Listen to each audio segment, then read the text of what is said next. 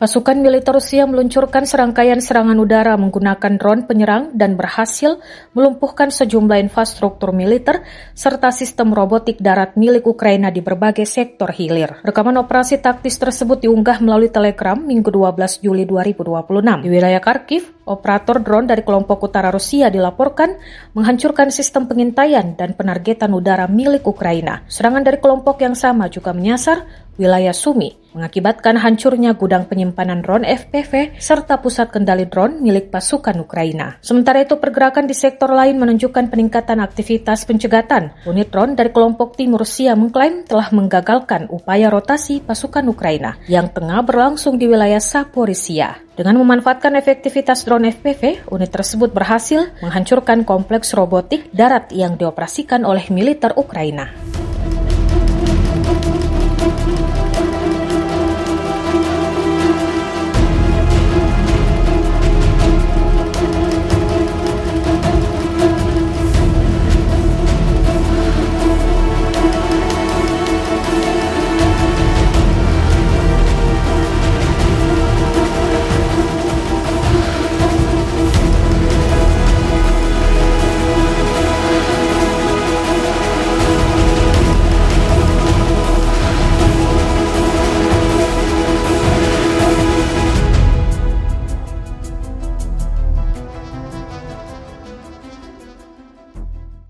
Download Tribun X sekarang, menghadirkan lokal menjadi Indonesia.